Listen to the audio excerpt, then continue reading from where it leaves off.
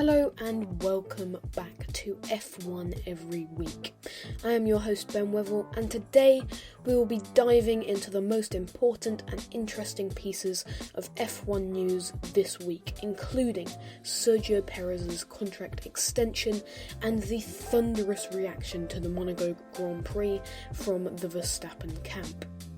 You can listen to the podcast on a number of streaming platforms, including Spotify and Apple Podcasts, all of which are linked below.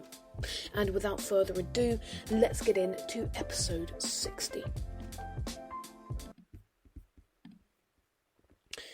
First off this week is news from the most recent inductee into the list of Monaco Grand Prix victors, Sergio Perez. Following the aforementioned victory last Sunday,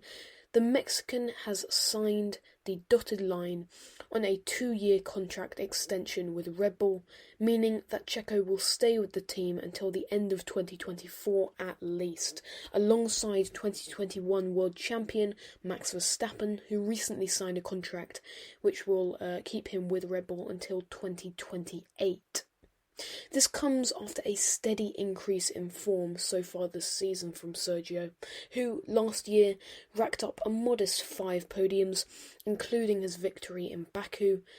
and already has 4 podiums in 2022, of only 7 rounds so far, as well as finishing in the top 4 at every race weekend so far this season, apart from his unfortunate DNF from a podium position at the first weekend in Bahrain, in which both Red Bulls retired. Red Bull's second seat has a habit of causing a multitude of problems for Formula One drivers, with both Alex Albon and Pierre Gasly falling foul of Max Verstappen's phenomenal driving ability. Often the perfection asked for is just too much for a rookie driver to live up with, and both had a tumultuous time behind the wheel of that Red Bull.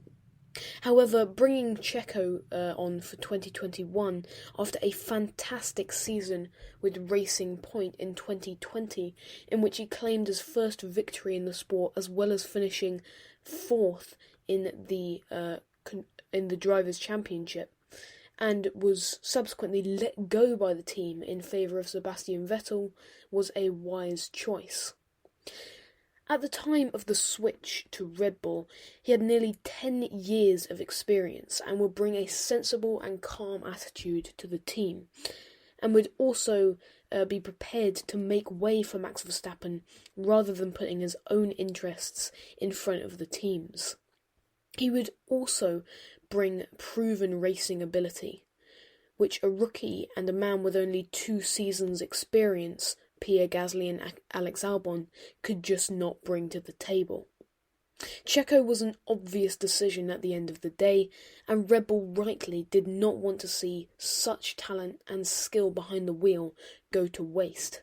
And he proved himself over the course of that 2021 season, aiding Max's championship on a number of occasions, such as his brilliant defending against Lewis Hamilton at the final round of the season in Abu Dhabi, which left David Croft in awe,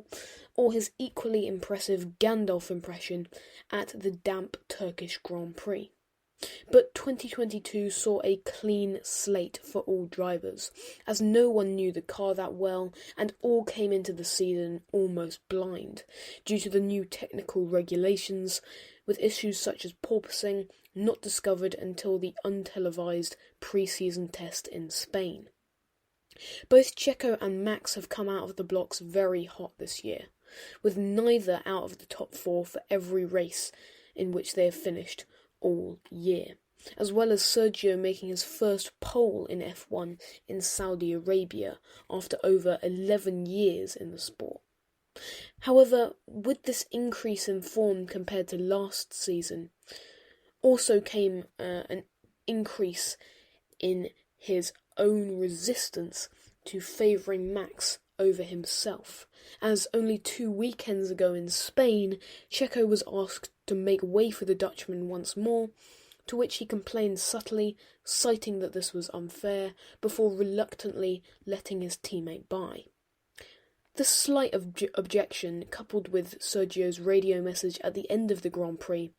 in which he said that he was happy for the team but they would talk later, connote that the Mexican racer is no longer willing to be compliant as a number 2 driver, but was instead inclined to fight for his own championship rather than Max's. And last weekend's victory in Monaco will only have cemented this viewpoint, as Perez is now merely 15 points behind championship leader Verstappen and only 6 behind second place Leclerc. This 2-year contract extension is a statement from Red Bull that they would trust either Max or Checo to bring home the championship within the next 3 seasons. This was concurred by team principal of Red Bull, Christian Horner, as well, who, despite having sided with Max, the golden boy of Red Bull, for almost his entire career so far, since his 2016 victory in Spain on his debut outing for the outfit, stated on Tuesday that it doesn't matter which of the two is world champion, describing Checo as in the form of his career. Over the course of the season, if this attitude towards both teammates' form stays the same, the competition created by this will be mouth-watering, and Max will surely relish the close racing with his teammate, as well as fellow championship competitor Charles Leclerc, as he's been starved of close racing with his teammate for almost, 3 years at this point. Albon and Gasly were nowhere near him. Daniel Ricciardo was certainly a challenge, but Max had the upper hand of the pair. But someone who will not relish this close fighting will be Max's father, Jos Verstappen, who ranted on Max's official website following the result in Monaco that the championship leader, Max, should be on the preferable strategy, despite Checo having been in front of the championship leader for the entire race and it only being round 7 of the season. This gives the Red Bull environment a further layer of toxicity, as Jos believes, and clearly has for some time, that Max, and only Max, should be afforded the opportunity to fight for the championship. Coming back to the contract extension itself, this decision to re-sign Checo until 2024 not only seals the Red Bull driver's close future, but also that of Pierre Gasly, who was booted to AlphaTauri, previously Toro Rosso, mid-season in 2019, after disappointing in the first half.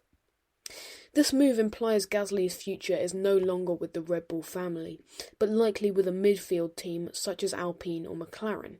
as he can surely not spend the rest of his career in the Red Bull Junior seat, as this is blocking the path of other Red Bull Juniors such as Vips, Lawson, Hauger and more into the highest echelon of motorsport. Whatever happens this season, Checo is staying at Red Bull, and he is sure to mount a championship challenge at some point in the future. The cost cap has been a point of contention all season long, with inflation rates caused by the war in Ukraine increasing the difficulty for top teams to stay underneath the budget of $140 million. Team principal of Mercedes, Toto Wolff, has been especially vocal about amending the cost cap in order to pay for energy bills at the factory, which he described as having increased from 2.5 to 6.5 million this season. A comparatively small multi-million-dollar addition to the cost cap, whose use Wolff suggests be monitored by the FIA, allowing a big team such as Mercedes to both improve the car and pay wages. However, for a team such as Haas, who is still working up towards the cost cap rather than trying to downsize to meet it, the cost cap adjustment would seem very unjust, as if top teams are able to appease their way back to regular season spending, what was the point of the cost cap in the first place? They would see this change as backtracking by the FIA, who implemented the cap to make it difficult for top teams, and to pressure them into making concessions to tighten up the field and lead to a more competitive grid. Haas team principal Günther Steiner has been outspoken about keeping the cost cap as is, citing that it is getting his team even closer to the big guys. It is no doubt that the cost cap are giving all of the teams a brand new challenge, as proven by last weekend's Monaco Grand Prix, which usually sees a range of car changes to combat the thin and twisty Monte Carlo streets. This year, however, there were very few aero tweaks possible, Red Bull chief engineer describing the lack of flexibility with what he can change about the car as neither practical nor rewarding. Despite the difficulties that the teams are facing with this new cost cap, I would personally prefer to see the cap stay as is, as it does not bring back as it brings teams back to earth, in fact, and gives the midfield pack an opportunity to challenge for podiums and even possibly race victories. And in the end, that's what F1 fans want to see. We want to see different people challenging for podiums, challenging for victories, challenging for points every single weekend. If the big teams want to survive in the new era, they have to make some sacrifices, or face the prospect, which Christian Horner was threatening, of missing races in order to conform to the new budget. Finally this week is another story from Sergio Perez, this one considerably less glamorous than his first Monaco win last Sunday. Let's set the scene. It's a number of hours after the 2022 Monaco Grand Prix, and everyone, from team guests to engineers to drivers themselves, are partying. This is no more true than for Red Bull, who are celebrating their second Monaco victory in a row. And race winner Sergio Perez has had a touch too much to drink, and video footage from the party shows Checo getting somewhat too close to some unnamed women, sparking rumour across the internet that Sergio Perez was cheating on his wife of nearly 4 years, Carola. And this is especially controversial as only last month Carola gave birth to the couple's third child, Emilio.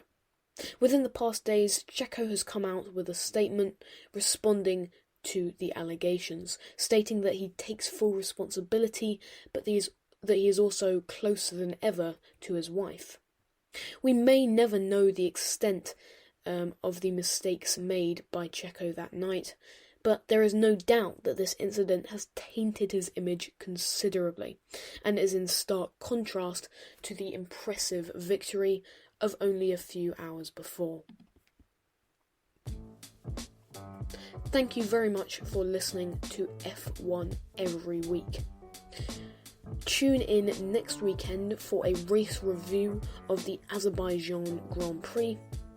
and I will see you next time.